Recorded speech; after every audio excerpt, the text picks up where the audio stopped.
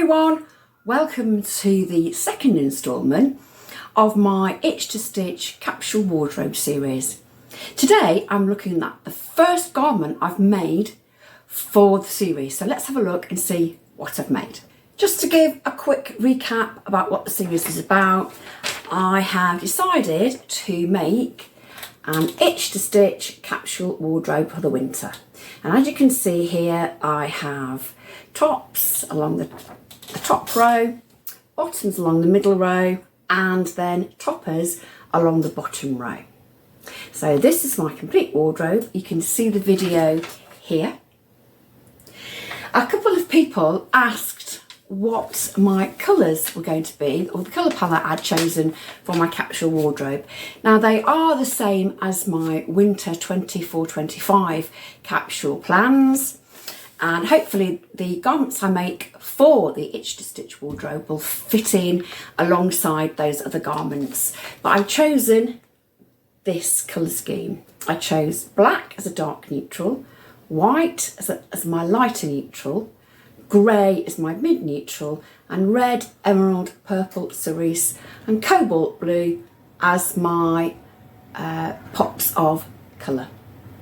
So in this video I'm starting to look at my first garment I've made for my capsule. It won't come as any surprise that I chose the Cartagena Cami here in a nice basic wardrobe colour. So let's see what I thought of the pattern and the garment that I sewed. This is the Cartagena pattern. I've got the picture for you here, and this is the pattern that I printed.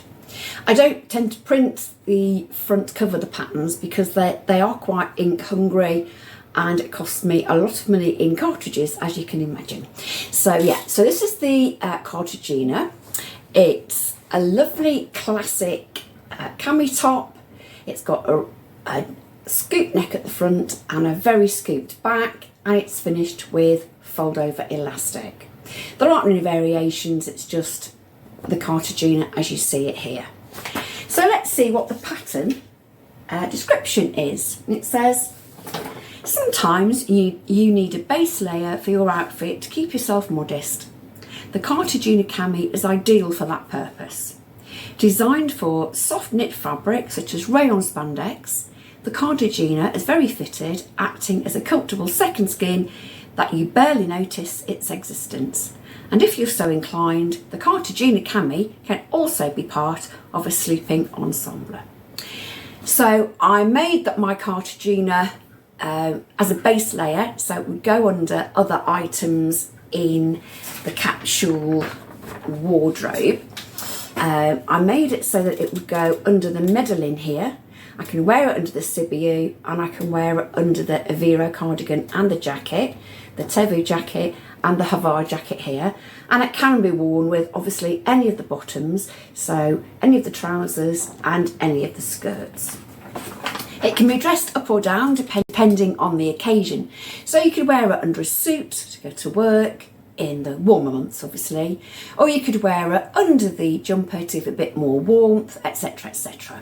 So it's a very, very versatile garment. The pattern is in sizes 00 to 20, so that incorporates a bust of between 31 and an eighth inches or 79 centimetres up to and including 46 inches or 117 centimetres at the bust. Now my full bust measurement is 40 inches and my upper bust measurement is 32.5 inches. So I decided to cut a size 12 and grade out to a size 14 at the hip. So I started about the waist, round about the waist, and went out towards the hip.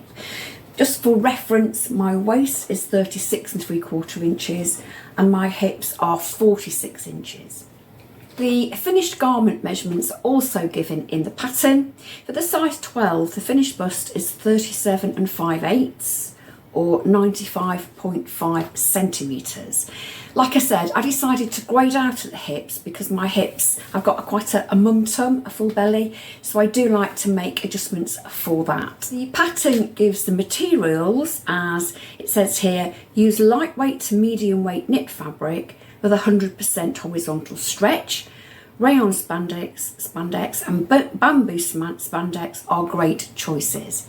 Now, I didn't use either of those fabrics. I used cotton lycra, but it does have about 70% stretch. So the actual fit I'm very pleased with. So I didn't use 100% horizontal stretch. I used just under, but I did kind of make a slightly bigger size than I would have anticipated if I'd had a fabric with 100% stretch. All the sizes call for 5/8 of a yard of 55-inch wide fabric, or 60 centimetres of 140 centimetre wide fabric, depending on whether you use metric or imperial measurements. See the finished garment. Here it is. It's very white. I'm sure the light is bouncing off the white fabric there. I might just stand up to show you. There we go. I'll put in a photograph here for you. Yeah, it's very plain and simple. It's obviously white cotton lycra, and I finished it with white fold over elastic. There we go. I have made mistakes with fold over elastic in the past. I haven't bought a fold over elastic that is wide enough for the garment that I was making. The pattern suggests using 19mm fold over elastic. So instead of using the fold over elastic I had in my haberdashery store, if you like, or stash, I did actually buy this from eBay because the fold over elastic I had already is only 15mm wide, and it is actually quite difficult to get that the junction of the armhole and the strap sitting nicely when your fold over elastic isn't wide enough.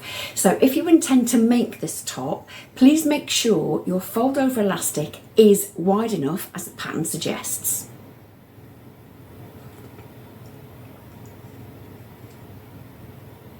We have a little look at the construction of the garment. The PDF is actually only 9 pages, and it took about 10 minutes in all to stick together and trim up. There are only 2 pieces, the back of the cami and the front of the cami, and they're both cut on the fold. You do obviously have to measure your fold over elastic as you're making the garment. Pattern tiles are really easy to fit together if you're using A4, but there is an A0 format if you want to send that to your favourite printer, as in print company rather than the printer you have at home. Yeah, only 9 A4 sheets of paper to stick together, which was an absolute dream. As always with itch to stitch patterns, the tiles fitted together absolutely perfectly.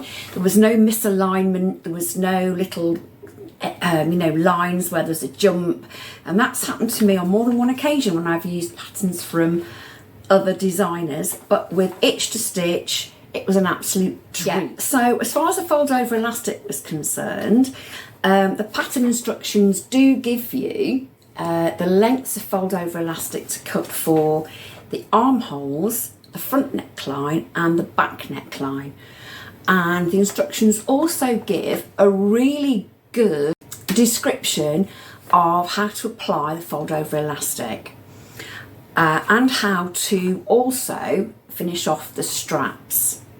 Now, in previous camis that I've made, the fold over elastic is sort of stitched all the way around the top and the front and the back, and then the straps have to be stitched onto the back of the cami, and it's not always the neatest finish. However, on this pattern, I'll just show you. By the way, this has not been washed since I made it, so there might be some marks, pencil marks and whatever from the construction. What you're instructed to do for this cami is to mark where your strap would be on your shoulder and then stitch a seam in the fold over elastic. I show you that. You might not be able to see in a close-up. I'll put it against my top. I don't know if you can see. There is a seam there, and then the seam is pressed open and the fold over elastic is then finished. I didn't quite apply my fold over elastic as the instructions tell me to. I did it my own way, as I've done on previous garments, and that worked for me, an absolute treat. But the method of application, I know I changed the way I did it, but the way to get the fold over elastic onto the garment by measuring it to quarters was something I hadn't even thought of doing on previous camis. So I was really, really pleased with the instructions. They are absolutely brilliant. Put one of my tags into the back of the cami because the cami has a scooped front and a scooped back, as you can probably see there. And I knew that I'd be mixing the two up if I was putting the cami on in a bit of a hurry. I think I took 2 centimetres off the bottom of the cami before I stitched the hem. But I am only 5'2", and the pattern is for someone who's about 5'6". So there's a 4-inch difference in that. So I did take a little bit off the bottom, so it was perfect for me. In the photographs that you can see here, I have styled the cami with a hand knit cardigan and a handmade pair of jeans. The jeans are not itch to stitch. I just had to wear the cami with something, obviously, and I've only finished the cami in the wardrobe so far.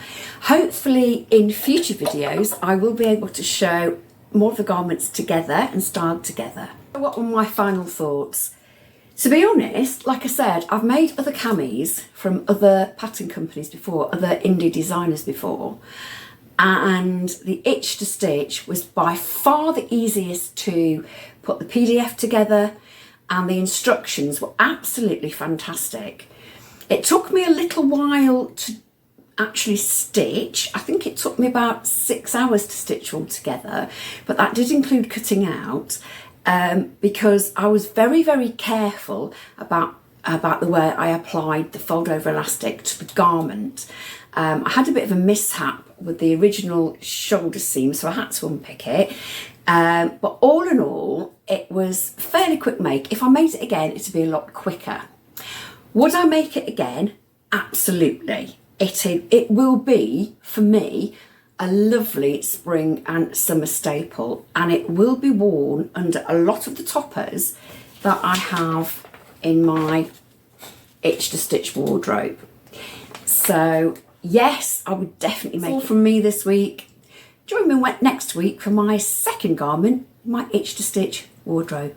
Until then, happy sewing. Bye.